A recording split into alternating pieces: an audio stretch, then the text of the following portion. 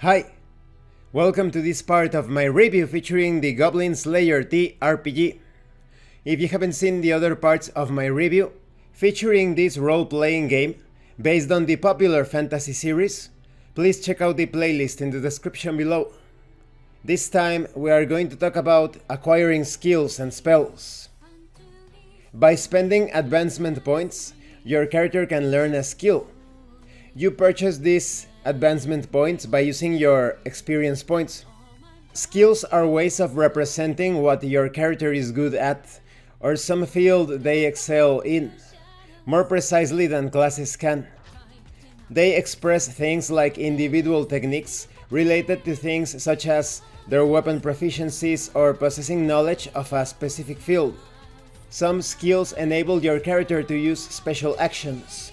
Others can be useful no matter what classes your character has acquired, and yet others can strengthen a specific facet of a class.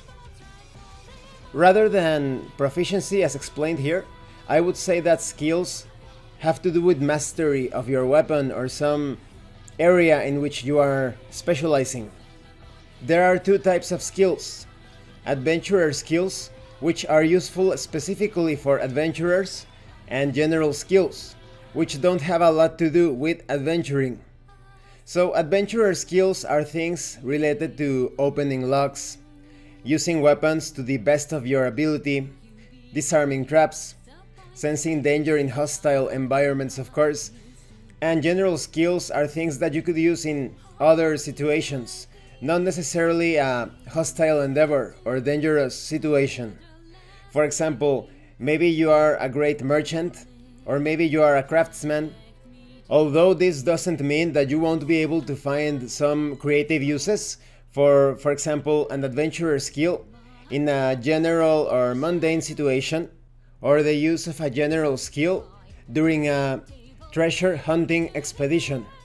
Now, when it comes to mastery grades, adventurer skills have 5 mastery grades: beginner, intermediate, expert, master, and legend.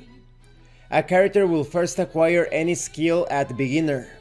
They can then raise it one at a time through the grades, next moving to intermediate, and after that to expert. The higher the mastery grade, the more advancement points will be needed to acquire it, but the skill's effects will grow stronger. General skills have mastery grades as well, but only 3: beginner, intermediate, and expert. A character must acquire a general skill at beginner first, before obtaining intermediate and later expert grade. That said, any type of skill, whether adventurer or general, can only be learned up to beginner grade when creating a character. A fresh character will not be able to acquire anything of intermediate grade or higher. Later on in the book, you have a table detailing the points needed to advance in skills. Some skills have prerequisites. Maybe you need 1 level in a particular character class and such, and the details are also explained in the skills section.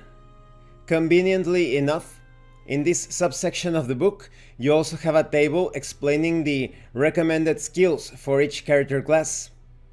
Now, when it comes to acquiring spells, characters who have acquired spellcasting classes are able to learn a number of spells equal to that class's level. As such, whenever a character acquires a spellcasting class or gains a level in one, they will acquire 1 spell. However, if the character has any skill labeled bonus spells, that character can learn extra spells of that spell system. So as a spellcaster class, you definitely want to consider getting those skills to start out with more spells. You also have a table with recommended spells for each of the spellcasting classes. And this concludes this part of the review. In the next part, we are going to go through the 2 steps of character creation, the last 2 steps, which are purchasing equipment and possessions, that's step 9, and profile, which is step 10. Today we went through step 8, and I really like the level of customization. No 2 fighters need to be necessarily the same mechanically speaking. Depending on the skills that you take, you could specialize in dual wielding, or perhaps attacking with a huge weapon like a two-handed sword or axe. And when it comes to spellcasting classes, it's also the same. Even if you have two sorcerers, one could specialize more on a particular type of damage dealing effect, while the other could focus more on enchanting weapons or countering spells. Adding to that the multi-class aspect of characters, and you have great potential when it comes to character customization in this role-playing game. Thank you for watching this part of the review. If you have any comments or questions, please let me know. And thank you so much to those of you that have been supporting the channel by sending drive-thru RPG gift certificates. If anyone else wants to further support the channel, the information on how to do that will be in the description below. Once again, thank you, and see you later.